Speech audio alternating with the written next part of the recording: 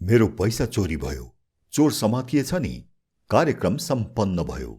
आज मोमो खाइन्छ। उसले कुटाई खाइरहेको छ। धरहरा भीमसेन थापाले बनाएका थिए। यस्ता नेपाली वाक्यहरू हामीले प्राय बोलिरहने वाक्यहरू हुन्। यस्ता वाक्यहरूलाई अंग्रेजीमा प्यासिभ भोइसका वाक्यहरू भनिन्छ। प्यासिभ भोइस भनेको के हो? कस्ता वाक्यहरूलाई प्यासिभ भोइसका वाक्यहरू भनिन्छ? प्यासिभ वाक्यहरू कसरी बनाउने र प्यासिभ वाक्यहरू किन चाहिन्छ? आजको हाम्रो विषय यही हो।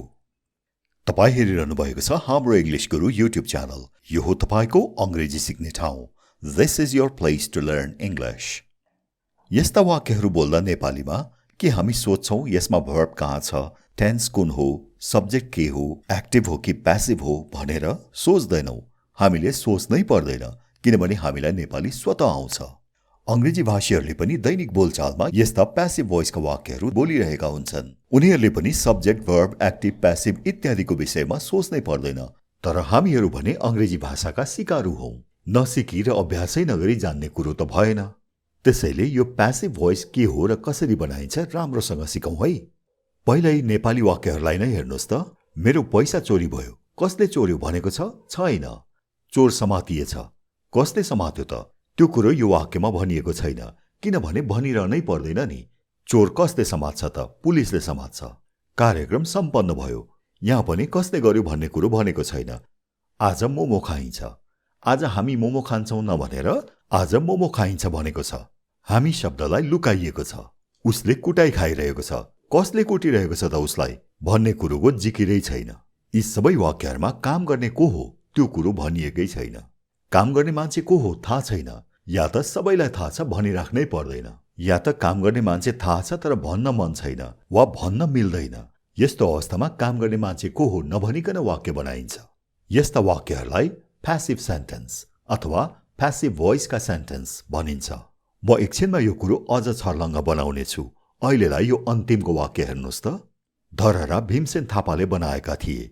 यो वाक्यमा त काम गर्ने मान्छे को हो त्यो पनि भनिएको छ नि, भीमसेन थापा हो। काम गर्ने मान्छे को हो त्यो त भनिएको छ तर धेरै भाव दिएको छैन, महत्व दिएको छैन। काम कसले गरेको हो त्यो मान्छेको नाम त वाक्यको सुरुमै आउनुपर्ने हो नि। तर हेर्नुस् त यो वाक्यमा वाक्यको सुरुमा त धरहरा छ, त्यसपछि मात्र भीमसेन थापाको नाम आउँछ। भीमसेन थापालाई भन्दा धरहरालाई बढी महत्व दिइएको छ। काम गर्ने व्यक्तिलाई भन्दा कामलाई बढी महत्व दिइएको छ। हो, त्यस्ता वाक्यहरू जहाँ काम गर्ने मान्छेको उल्लेखै हुँदैन या उल्लेख गरे पनि सुरुमा गरिँदैन, अलिक कम महत्व दिएर पछि गरिन्छ। यस्ता वाक्यहरू प्यासिभ वाक्य हुन्। प्यासिभको अर्थ हो निष्क्रिय। यस्ता वाक्यहरूमा काम गर्ने व्यक्तिलाई लगभग निष्क्रिय बनाइएको हुन्छ, उल्लेख नगरेर वा धेरै महत्व नदिएर। अंग्रेजीमा यस्ता वाक्यहरू टन्नै प्रयोग गरिन्छ। प्राय समाचारहरूमा त यस्तै वाक्य धेरै पाउनुहुन्छ तपाईले। एकजना मृत व्यक्ति फेला पर्यो भन्छन्, कसले फेला पार्यो त्यो कुरो भन्दैनन्। समाचारमा लेखिएका धेरै कुरा पुष्टि भएका हुन्नन्, त्यसैले यो मान्छेले गर्यो भनेर भन्न मिल्दैन, जसका लागि प्यासिभ सेन्टेन्स प्रयोग गर्नुपर्छ। अनि अफिस कार्यालयहरूमा पनि प्यासिभ सेन्टेन्सको धेरै प्रयोग हुन्छ। हाकिमले आफ्नो कर्मचारीलाई थर्काउँदै यसो भन्छ, तिम्रो काममा सुधार नआए तिमीलाई जागिरबाट निकालिनेछ। म तिमीलाई जागिरबाट निकाल्छु भन्दैन उसले। उसले भन्छ तिमीलाई जागिरबाट निकालिनेछ, जुन एउटा प्यासिभ भोइस हो। र एयरपोर्टमा तपाईले यो अनाउन्समेन्ट त सुन्नुभएको होला, तपाईको उडानमा ढिलाइ भएको छ अथवा your flight has been delayed. हामीले ढिलाइ गरेका छौं भन्दैनन् उनीहरूले, ढिलाइ भएको छ भन्छन्। प्यासिभ भोइस प्रयोग गर्छन्। प्यासिभ भोइस एउटा कूटनीतिक भाषा हो। तिमीले यस्तो गर्यौ भनेर ठाडै भन्नुको सट्टामा यस्तो नहुनुपर्ने यस्तो भएछ भनेर कूटनीतिक तरिकाले बोल्ने भाषा हो यो। त्यसैले यो प्यासिभ भोइस त सिक्नै पर्छ। यो गाह्रो छैन, सजिलै छ, म सिकाइहाल्छु नि। प्यासिभ भोइस बुझ्नलाई तपाईले पहिले अलिकति एक्टिभ भोइस बुझ्नुपर्छ। यो वाक्य हेर्नुस् त। राम लभ्स सीता। रामले सीतालाई माया गर्छन्। यो चाहिँ प्यासिभ भोइस होइन, यो एक्टिभ भोइस हो। हामीले प्राय बोल्ने चाहिँ एक्टिभ भोइसमै हो। एक्टिभ भोइस कस्तो हुन्छ हेर्नुस् त यहाँ। काम कसले गरेको हो त्यो मान्छे सुरुमा राखिन्छ, अर्थात् सब्जेक्टलाई वाक्यको सुरुमा राखिन्छ। त्यसपछि राखिन्छ वर्ब, वर्ब अथवा क्रिया, काम जनाउने शब्द। अनि अन्तिममा राखिन्छ अब्जेक्ट, को माथि काम भएको हो, काम कसलाई गरिएको हो त्यो हो अब्जेक्ट। यो वाक्यमा सब्जेक्ट हो राम, अब्जेक्ट हो सीता र वर्ब हो लभ्स। Subject, verb, object. अंग्रेजीको साधारण वाक्य बनाउने नियम यही हो। पहिले सब्जेक्ट, त्यसपछि वर्ब र त्यसपछि अब्जेक्ट। यो वाक्यमा सब्जेक्ट को हो? राम। अब सीतालाई सब्जेक्ट बनाइदिउँ। सीता लभ्स राम। सीताले रामलाई माया गर्छिन्। ओहो, यो त बिग्रियो। यो वाक्यको त पहिलो वाक्यको भन्दा अर्थै बेग्लै भयो। यहाँ त सीताले पो माया गरिन् रामलाई। होइन होइन, हामीलाई त रामले नै माया गरेको वाक्य चाहियो, तर सीतालाई अगाडि राखेर। हो, यो वाक्य सही छ। Sita is loved by Ram. अब यी दुई वाक्यमा माया गर्ने चाहिँ राम नै हो र माया पाउने सीता नै हो। पहिलो वाक्यमा पनि माया गर्ने राम, माया पाउने सीता। दोस्रो वाक्यमा पनि माया गर्ने राम, माया पाउने सीता। एक्टिभ र प्यासिभमा अर्थ चाहिँ एउटै हुनु पर्यो। अर्थ अलग अलग हुनु हुँदैन। जस्तै अघि त अलग भएको थियो नि अर्थ। रामले माया गर्नुको सट्टामा सीताले माया गरेको भएको थियो। एक्टिभ र प्यासिभ जुन लेखे पनि जुन बोले पनि अर्थ चाहिँ एउटै हुनुपर्छ। बस कसलाई अगाडि राख्ने र कसलाई पछाडि राख्ने भन्ने कुरो मात्र हो। कसलाई बढी महत्त्व दिने र कसलाई कम महत्त्व दिने, त्यो फरक हो। यो पहिलो वाक्यमा माया गर्ने राम, महत्त्व पाउने पनि राम। यो पहिलो वाक्यको हिरो हो राम। अब यो दोस्रो वाक्यमा माया गर्ने उही राम हो, तर राम यो वाक्यको हिरो होइन। हिरो हो सीता। हिरो भन्नुहोस् या हिरोनी भन्नुहोस्, यो वाक्यको सीता हो। माया गर्ने राम, तर हिरो चाहिँ सीता। माया गर्ने राम, तर महत्त्व पाउने चाहिँ सीता। रामलाई त अन्तिममा लगेर फलानोले भनिदिएको छ। पहिलो वाक्यको सब्जेक्ट राम, दोस्रो वाक्यको सब्जेक्ट सीता। पहिलो वाक्यमा सब्जेक्टले काम गरिरहेको छ। माया गर्ने काम सब्जेक्टले गरिरहेको छ। तर दोस्रो वाक्यमा सब्जेक्टले काम गरेको छैन। माया गर्ने काम सब्जेक्टले गरेको छैन। सीताले माया गरेको छैन। सब्जेक्टको ठाउँमा बस्ने तर काम चाहिँ नगर्ने। अर्काले गरिदिएको काम लिने वा पाउने। जस्तै सीताले यहाँ रामले गरेको माया पाइरहेकी छिन्। कुरो बुझ्नुभयो नि? एक्टिभ सेन्टेन्समा काम गर्ने व्यक्ति सुरुमै सब्जेक्टको ठाउँमा आएर बस्छ र प्यासिभ सेन्टेन्समा चाहिँ अरूले गरिदिएको काम पाउने वा लिने व्यक्ति सुरुमा सब्जेक्टको ठाउँमा आएर बस्छ र जसले काम गरेको हो त्यो व्यक्तिलाई चाहिँ पछाडि धकेलिदिएको हुन्छ। कहिलेकाहीँ त उसको नाम पनि लिएको हुँदैन। एक्टिभ र प्यासिभको भिन्नता यही हो। खेल यति हो, सब्जेक्टमा कसलाई राख्ने, महत्त्व कसलाई दिने। काम गर्ने व्यक्तिलाई महत्त्व दिने र अगाडि राख्ने कि कामको फल खाने व्यक्तिलाई महत्त्व दिने र अगाडि राख्ने। एक्टिभले काम गर्नेलाई महत्त्व दिन्छ, अगाडि राख्छ र प्यासिभले कामको फल खानेलाई अगाडि राख्छ, महत्त्व दिन्छ र जसले काम गरेको हो त्यसलाई चाहिँ पछाडि धकेलिदिन्छ। पछाडि लगेर नाम उल्लेख गरिदिएको हुन्छ। कहिलेकाहीँ त नाम नै उल्लेख हुँदैन। कता कता तपाईँलाई यो राजनीति जस्तो लागेन? हो, प्यासिभ भोइसको काम नै त्यस्तो छ। प्यासिभ भोइस एउटा राजनीतिक भाषा हो, कूटनीतिक भाषा हो, आफू बच्ने भाषा हो। अब प्यासिभ भोइस बनाउने चाहिँ कसरी त, त्यो हेरौँ। ल, यो चार्टलाई हेर्नुहोस्, राम्रोसँग हेर्नुहोस्। यो देब्रेपट्टिको कलम हो टेन्सको कलम। यो बीचको कलममा छन् एक्टिभ भोइसका सेन्टेन्सहरू र यो अन्तिम कलममा प्यासिभ भोइसका सेन्टेन्सहरू। म तपाईँलाई यो चार्टबाट र अरू पनि उदाहरणहरू दिँदै प्यासिभ भोइस बनाउन सिकाउनेछु। पहिले त यो टेन्सकै कुरा गरौँ न। कुनै पनि अंग्रेजी वाक्य बनाउन वर्ब चाहिन्छ र वर्बको टेन्स हुन्छ। अनि हामीले टेन्स त सिकिसकेका छौँ यही च्यानलमा, होइन त? 12 वटै टेन्स हामीले एउटै भिडियोमा 1 घण्टा लाएर सिकेका छौँ। तपाईँले बिर्सनु त भएको छैन नि? के अरे, बिर्सिसक्यो रे? एकचोटि मात्र हेर्नुभयो होला अनि बिर्सिहालिन्छ नि त। नयाँ कुरा सिक्दा बारम्बार अभ्यास गर्नुपर्छ। झन् टेन्स त त्यत्रो महत्त्वपूर्ण विषय हो। ल, यो भिडियो सिधिएपछि त्यो टेन्सको भिडियोलाई फेरि हेर्नुहोला। महत्त्वपूर्ण भिडियोहरूलाई दिनको एकचोटि हेर्नुहोस्। त्यसपछि हप्ता महिनामा एक-एकचोटि हेरे पुग्छ। र मैले हेर्नु भन्दा हेर्ने अर्थ मात्र लाग्दैन है। यो टेलिसिरियल होइन, यो सिक्ने कुरा हो, सिप हो, क्षमता विकास गर्ने कुरा हो। त्यसैले हेर्दै अभ्यास गर्नु अत्यन्त जरुरी छ। ल, अंग्रेजीका 12 वटा टेन्स मध्ये यी 8 वटा टेन्सको मात्र प्यासिभ भोइस बनाइन्छ। बनाउनु त सबै 12 वटाकै मिल्छ, तर अप्ठ्यारो सुनिन्छ, प्रयोग हुँदै हुँदैन। यदि तपाईले जाँचको लागि पढिरहेको हो भने पनि यी 8 बाहेक अरू टेन्सको प्यासिभ बनाउन दिइँदैन। अब यी 8 टेन्स अनुसारका एक्टिभ प्यासिभ सेन्टेन्सहरू यी बाँकीका 2 कलममा छन् र तपाईलाई सिक्न सजिलो होस् भनेर मैले एउटै किसिमका वाक्यहरू राखेको छु। सब्जेक्ट पनि एउटै, अब्जेक्ट पनि एउटै र मुख्य वर्ब पनि एउटै। अब यो बीचको कलमलाई हेर्नुहोस्, एक्टिभ भोइसको कलमलाई। यी सबै वाक्यहरूमा सब्जेक्ट के छ? क्याट्स अथवा बिरालोहरू। अनि अब्जेक्ट के छ? ऱ्याट्स अथवा मुसाहरू। बिरालो सब्जेक्ट, मुसा अब्जेक्ट। अब प्यासिभ भोइसको कलमलाई हेर्नुहोस्, अन्तिमको कलम। यसमा चाहिँ ठ्याक्कै उल्टो छ।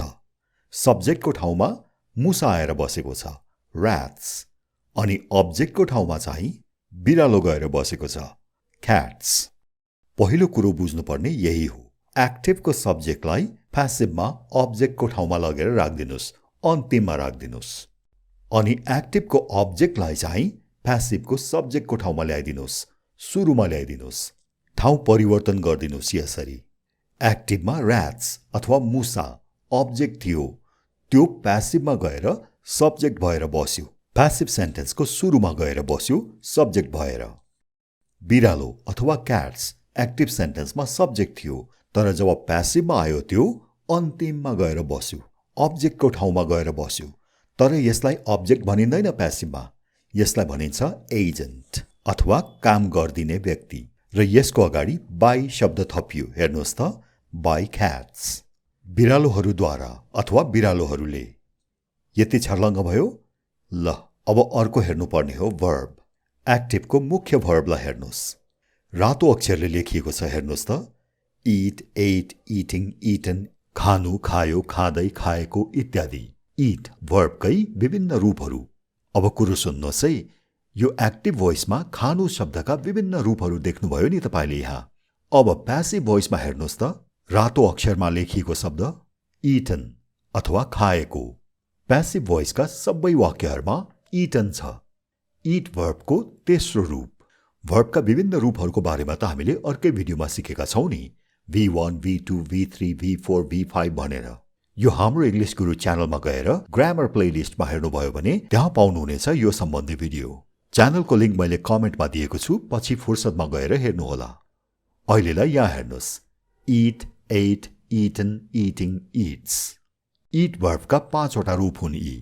र एक्टिभ सेन्टेन्समा जुनसुकै रूप आओस्, प्यासिभमा भने एउटै रूप बनाउनु पर्छ, तेस्रो रूप V3।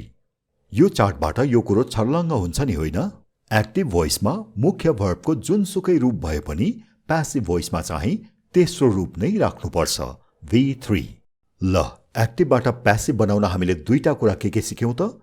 पहिलो कुरा, एक्टिभको सब्जेक्टलाई प्यासिभको अब्जेक्टको ठाउँमा लगेर राख्ने, बाई थपेर। र एक्टिभको अब्जेक्टलाई चाहिँ प्यासिभको सब्जेक्ट बनाइदिने। अनि दोस्रो कुरा, एक्टिभको मुख्य भर्ब जुनसुकै रूपमा भए पनि प्यासिभमा V3 बनाएर राख्ने, V3 अथवा तेस्रो रूप अथवा पास्ट पार्टिसिपल। यी उदाहरणहरूमा इटको तेस्रो रूप इटन। अब तेस्रो कुरामा जाउँ। एक्टिभ भोइसमा हुँदै नभएको कुरा प्यासिभ भोइसमा थपिएको छ, हेर्नुहोस् त, हरियोमा लेखिएको कुरा। आर, वर, बी, बिङ, बिन, यी शब्दहरू चाहिँ थप्नै पर्छ, एउटा वाक्यमा एउटा शब्द। यी कस्ता शब्दहरू हुन् त? यी शब्दहरू बी भर्ब हुन्। यहाँ हेर्नुहोस्, is, am, are, was, were, been, being, be. यी 8 वटा शब्दलाई बी भर्बहरू भनिन्छ। यो अन्तिममा लेखिएको बी भर्बको परिवार हो, यो बी भर्ब फ्यामिली। यी 8 वटा मध्ये एउटालाई प्रत्येक प्यासिभ वाक्यमा राख्नै पर्छ। तर जुन पाए त्यहीलाई राख्न मिल्दैन। कुन चाहिँलाई राख्ने त? सही छान्नुपर्छ, र छान्न सजिलो छ। यो एक्टिभ भोइसमा मुख्य भर्ब कुन रूपमा छ त्यो पत्ता लगाउने र त्यही रूपको बी भर्बलाई छानेर लगेर प्यासिभ भोइसमा राखिदिने। प्यासिभ भोइसको मुख्य भर्बको ठ्याक्कै अघिल्तिर राखिदिने। हेर्नुहोस् त, यो प्यासिभ कलममा ती हरिया अक्षरहरू जुन बी भर्बहरू हुन्, रातो मुख्य भर्बको ठ्याक्कै अघिल्तिर छन्। आउनुहोस् सही बी भर्ब छान्न सिकौँ। त्यसका लागि यिनीहरूलाई एकचोटि बुझौँ। इजको अर्थ हो अथवा छ। एम भनेको हुँ अथवा छु। आर भनेको हौँ, छौँ, छन् इत्यादि।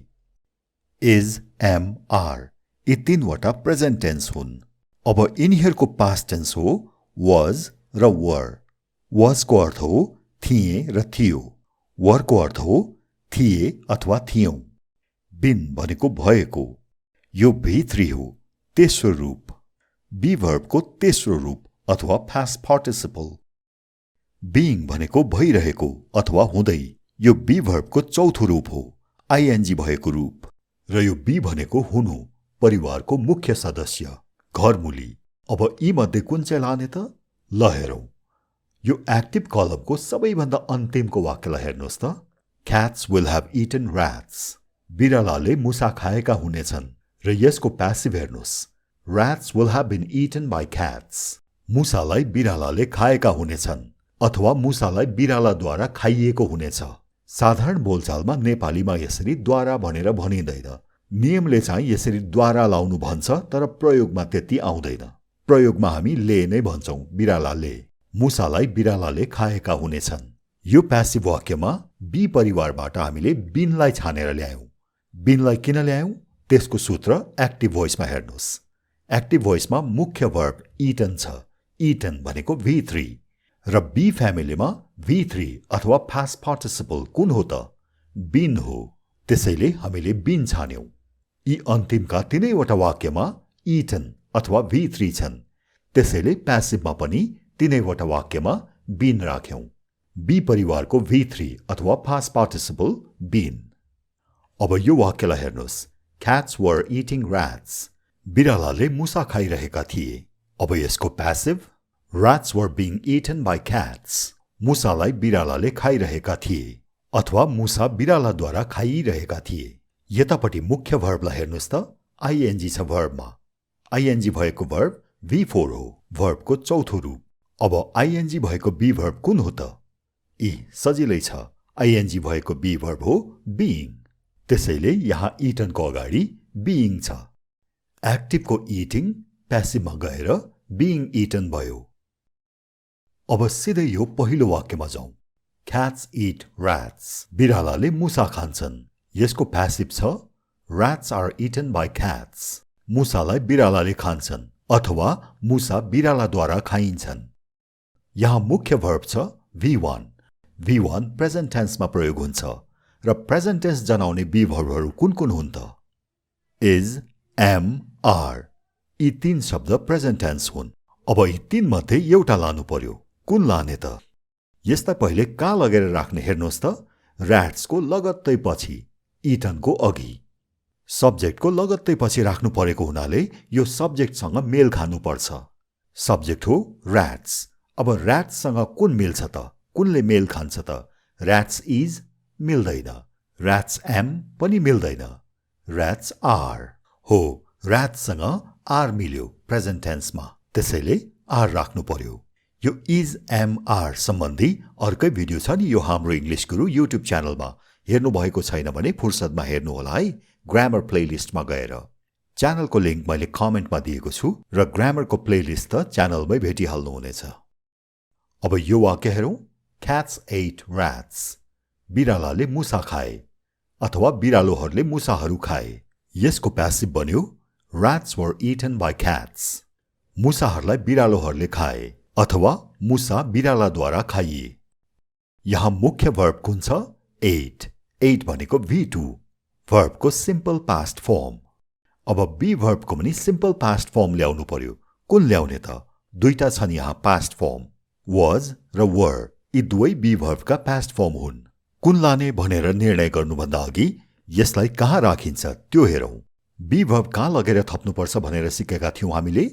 प्यासिभ भोइसको मुख्य भर्ब जुन V3 हुन्छ त्यसको लगत्तै अगाडि अथवा यहाँ। अब यहाँ राख्दा त यो सब्जेक्टको लगत्तै पछाडि पनि पर्यो, त्यसैले यो सब्जेक्टसँग मेल खानु पर्यो। सब्जेक्ट ऱ्याट्स हो, प्लुरल सब्जेक्ट छ, त्यसैले प्लुरल भर्ब ल्याउनु पर्यो जुन हो वर। ऱ्याट्स वाज गलत हुन्छ, ऱ्याट्स वर सही हुन्छ। अब पालो आयो यसको। Cats will eat rats. बिरालाले मुसा खानेछन्। यसको प्यासिभ हुन्छ Rats will be eaten by cats. मुसालाई बिरालाले खानेछन् अथवा मुसा बिरालाद्वारा खाइनेछन्। यो एक्टिभ वाक्यमा मुख्य भर्ब के छ? eat। यहाँ हेर्नुहोस् त, यो पहिलो वाक्यमा पनि eat नै छ र मैले तपाईलाई भनेको थिएँ यसरी eat अर्थात् भर्बको पहिलो रूप V1 आयो भने बी भर्बबाट इज, एम, आर मध्ये एउटा ल्याउनु पर्छ भनेको थिएँ। यो पहिलो प्यासिभ वाक्यमा आर ल्याइयो किनभने आर ऱ्याट्ससँग मेल खायो। तर यो वाक्यमा पनि पहिलो वाक्य जस्तै इट छ, तर यहाँ बी किन ल्याइयो त? इज, एम, आर यी तीन मध्ये एउटा किन ल्याइएन? किनभने यो विल शब्दले कुरो बिगार्दियो। यो मुख्य भर्बको लगत्तै अगाडि विल आयो। विल एउटा मोडल भर्ब हो। यहाँ तल हेर्नुस् त मोडल भर्बको लिस्ट। यी विशेष खालका अक्सिलियरी भर्बहरू हुन्। यिनीहरूलाई मोडल, मोडल अक्सिलियरी अथवा मोडल भर्ब भनिन्छ। मुख्य भर्बको अगाडि कुनै पनि मोडल भर्ब छन् भने, सुन्नुहोस् है फेरि, एक्टिभ सेन्टेन्समा मुख्य भर्बको अगाडि कुनै पनि मोडल भर्ब छन् भने प्यासिभ भोइसमा बी भर्ब लगेर राख्नुपर्ने ठाउँमा बी भर्ब नै लानुपर्छ। बी नै राख्नुपर्छ। विल इट, यता गएर विल बी इटन भयो। इटनको अगाडि बी राखियो। कुरो स्पष्ट भयो? हामीले एक्टिभलाई प्यासिभ बनाउने प्रक्रियामा तीनवटा कुरा गर्यौं। पहिले के गर्यौं? सब्जेक्ट र अब्जेक्टको ठाउँ बदल्यौं र एजेन्टको अगाडि बाई पनि थप्यौं। दोस्रो हामीले के गर्यौं? एक्टिभमा भएको मुख्य भर्बलाई प्यासिभमा लगेर V3 बनाएर राख्यौं। तेस्रोमा हामीले के गर्यौं? एक्टिभको मुख्य भर्बसँग मिल्ने एउटा बी भर्ब ल्याएर प्यासिभको मुख्य भर्बको लगत्तै अघि राख्यौं। अब एउटा अर्को मुख्य खुड्किला बाँकी छ, जुन सबैभन्दा सजिलो खुड्किला छ, र त्यो के हो भने यो एक्टिभको कलमलाई हेर्नुस् त। मुख्य भर्ब यहाँ इट छ। इटका विभिन्न रूपहरू छन्, तर इट बाहेक कतिपय वाक्यमा सहायक भर्बहरू पनि छन्, जस्तै will, are, were, have, had, will have. यस्ता सहायक भर्बहरू छन् भने तिनीहरूलाई लगेर प्यासिभ भोइसमा हामीले थपेको बी भर्बको लगत्तै अघि राखिदिनुस्। हेर्नुस् त, एक्टिभमा भएका नीलो रङका सहायक क्रियाहरू प्यासिभ कलममा हरियो रङका बी भर्बहरू भन्दा लगत्तै अघि छ। हो, सहायक क्रियालाई यसरी एक्टिभबाट टिपेर प्यासिभमा बी भर्बको अगाडिपट्टि राखिदिने। ठिक छ? ल, एक्टिभबाट प्यासिभ बनाउँदाको मुख्य प्रक्रिया यति हो। अब यो वाक्यलाई प्यासिभ बनाउने कोसिस गरौँ त। Dogs are eating a bone. कुकुरहरूले हड्डी खाइरहेका छन्। कुकुरहरू, डग्स, अ बोन, एउटा हड्डी। कुकुर एउटा भन्दा बढी छ, तर हड्डी एउटा छ। याद राख्नुहोस् है यो कुरा। पहिलो खुड्किला गरौँ, सब्जेक्ट र अब्जेक्टको ठाउँ सार्ने र बाई थप्दिने। ल, यो भयो। वाक्यको सुरुको अक्षरलाई क्यापिटलाइज गर्नुपर्छ। यो कुरो त तपाईलाई थाहा भएकै कुरो हो। हामीले अ बोनको अलाई क्यापिटलाइज गर्यौं। अब दोस्रो खुड्किला हो मुख्य भर्बलाई V3 बनाएर राख्ने। मुख्य भर्ब हो इटिङ, यसलाई V3 बनाऊ, इटन। ल, यो पनि भयो। तेस्रो खुड्किला के थियो भन्नुहोस् त? ठिक भन्नुभयो, बी भर्ब थप्ने। बी भर्ब, यहाँ 8वटा बी भर्ब छन्। यी मध्ये कुन लाने त? यहाँ मुख्य भर्ब इटिङ छ, आइएनजी भएको भर्ब अथवा V4, त्यसैले बी भर्बको V4 लानु पर्यो, अथवा आइएनजी भएकै बी भर्ब लानु पर्यो, जुन हो बीइङ। ल, बीइङ ल्याएर हामीले मुख्य भर्बको अगाडिपट्टि राखिदियौं। अब एक्टिभमा सहायक भर्ब छन् भने तिनीहरूलाई लगेर प्यासिभमा बी भर्बको अगाडि राखिदिनु पर्यो। सहायक भर्ब छ त एक्टिभमा, हेरौँ त। इटिङ मुख्य भर्ब भयो, आर सहायक भर्ब भयो, यसलाई लानु पर्यो। ल, यसलाई पनि ल्याएर राख्यौं। भयो त अब? A bone are being eaten by dogs. यो त के नमिलेको जस्तो भयो नि। यो सहायक भर्ब आर त हामीले एक्टिभबाट ल्यायौं, तर यहाँ यो मिलेन। अ बोन सिंगुलर छ र आर प्लुरल भर्ब भयो। सिंगुलर सब्जेक्टसँग प्लुरल भर्ब भयो, जुन गलत हो। एक्टिभको सहायक भर्ब यसरी प्यासिभमा ल्याएर राख्दा प्यासिभको सब्जेक्टसँग मेल नखान पनि सक्छ। एक्टिभमा प्लुरल सब्जेक्ट छ र प्यासिभमा सिंगुलर सब्जेक्ट छ, अथवा एक्टिभमा सिंगुलर सब्जेक्ट छ र प्यासिभमा प्लुरल सब्जेक्ट छ। यस्तो अवस्थामा भर्बले मेल खाँदैन। त्यस्तो अवस्थामा त्यो भर्बलाई टेन्स नबिगारिकन मेल खाने बनाउनु पर्छ, सब्जेक्टसँग मिल्ने बनाउनु पर्छ। यो आर प्रेजेन्ट टेन्समा छ, तर यहाँ यो मिलेन। अब प्रेजेन्ट टेन्सकै अर्कै बी भर्ब ल्याउनु पर्यो। कुन ल्याउने त? इज, एम, आर यी तीनवटा मध्ये एउटा ल्याउनु पर्यो। अ बोनसँग कुन मेल खान्छ त? A bone is, a bone am, a bone are. पहिलो इज मेल खान्छ, अ बोन इज। अब हाम्रो प्यासिभ वाक्य ठीक भयो। A bone is being eaten by dogs. एउटा हड्डी कुकुरहरूले खाइरहेका छन्, अथवा एउटा हड्डी कुकुरहरूद्वारा खाइरहेको छ। अब यो वाक्यलाई प्यासिभ बनाउने कोसिस गरौं। They called her. उनीहरूले उनलाई बोलाए। यसको प्यासिभ के होला त? कोसिस गर्नुहोस् त। अबको केही सेकेन्डमा म यसको प्यासिभ लेख्छु यहाँ। तपाईले बनाएकोसँग मिल्यो कि मिलेन चेक गर्नु है। Her was called by they. मिल्यो त? मिलेन? कसको मिलेन त? मेरो मिलेन कि तपाईको मिलेन? मेरो मिलेन? किन र? मैले त सबै नियम पूरा गरेको छु त। सब्जेक्टलाई अब्जेक्टको ठाउँमा लगेर बाई पनि थपेर राखिदिए। अब्जेक्टलाई सब्जेक्टको ठाउँमा ल्याएर राखिदिए। मुख्य भर्ब कल्ड छ यहाँ र यसको V3 पनि कल्ड नै हो। अब बी भर्ब ल्याउने कुरो भयो। कुन बी भर्ब ल्याउँ भनेर भन्दा यो एक्टिभको मुख्य भर्ब V2 छ। V2 अथवा भर्बको पास्ट फर्म र बी भर्बको पास्ट फर्म वाज र वर हो। सिंगुलर सब्जेक्टसँग वाज लाग्छ, त्यसैले मैले यहाँ वाज ल्याएँ। समस्या के छ त अब? सबै कुरा ठिकै छ त? ल तपाई नै भन्नुहोस् न त सही वाक्य के हो? के भन्नुभयो? म लेख्छु है त। She was called by them. She was called by them. ए हो त नि, ठिक ठिक ठिक। मैले गल्ती त गरेको रहेछु त। प्रोनाउनको त मैले ख्यालै गरिनछु। हो त नि, सब्जेक्टको ठाउँमा सब्जेक्ट प्रोनाउन राख्नुपर्छ र अब्जेक्टको ठाउँमा अब्जेक्ट प्रोनाउन। हर अब्जेक्ट प्रोनाउन हो र यहाँ सब्जेक्टको ठाउँमा राखिएको छ जुन गलत हो। सब्जेक्टको ठाउँमा शी हुन्छ, अब्जेक्टको ठाउँमा हर हुन्छ। र यो पनि त गलत भएको रहेछ। दे यहाँ सब्जेक्टको ठाउँमा थियो, त्यसैले दे सही भयो। तर यहाँ अब्जेक्टको ठाउँमा छ, त्यसैले देम हुनु पर्यो यहाँ। ल धन्यवाद छ है तपाईलाई मेरो वाक्य सुधार दिएकोमा। अनि यो सब्जेक्ट अब्जेक्ट प्रोनाउन भनेको चाहिँ के हो? अलि मजाले सम्झाइदिनुहोस् न भनेर एक दुई जनाले मनमा नै भनिरहनु भएको छ। अब म त मनको कुरा सुन्ने मान्छे परे, त्यसैले सुनिहाले र तपाईले सोच्नुभन्दा पहिल्यै काम गर्दिने मान्छे पनि परे म। त्यसैले मैले यस बारेमा भिडियो पहिल्यै बनाइदिसकेको छु। च्यानलमा गएर हेर्नुहोला, च्यानलको लिंक तल कमेन्टमा छ। ल एकजना दर्शकले त यो वाक्य पनि मिलेन भन्नुहुँदैछ त त्यहाँ। किन र? के छ र यसमा समस्या? यो त मिलेकै छ त। यो बाई देम नलेखे पनि हुन्छ भनेर भन्नुभयो, नलेखेको राम्रो भनेर भन्नुभयो। ल काटिदिएँ मैले। अब वाक्य बन्यो शी वाज कल्ड। उनी बोलाइन्। हो, यो अझ सही भयो। प्राय एक्टिभलाई प्यासिभ बनाउँदा बाई लेखेर कसले काम गरेको हो त्यो एजेन्ट राखिन्छ। एक्टिभको सब्जेक्टलाई प्यासिभमा बाईको पछि एजेन्ट बनाएर राखिन्छ।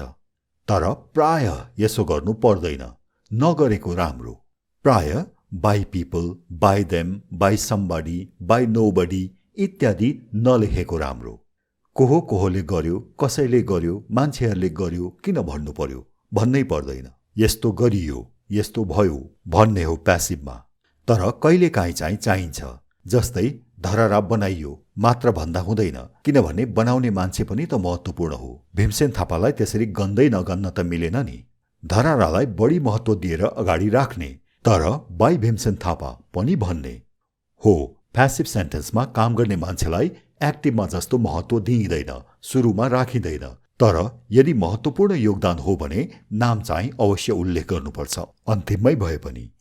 नत्र भने चाहिँ साधारण अवस्थामा कसले गर्यो भन्ने कुरो भनिरहनु पर्दैन, बाई फलानु भनेर भन्नु पर्दैन। ल आजलाई यति नै भ्याइयो जस्तो छ। प्रश्नहरूलाई कसरी प्यासिभ बनाउने, नेगेटिभलाई कसरी प्यासिभ बनाउने अनि अपवादहरू के छन्, यी कुराहरू यो भिडियोमा भ्याइएन। यदि तपाईलाई यी सब कुराहरू पनि चाहिएकै हो भने कमेन्टमा भनिदिनुहोला। म यो भिडियोको दोस्रो भाग बनाएर सबै कुरा समेट्नेछु। So long.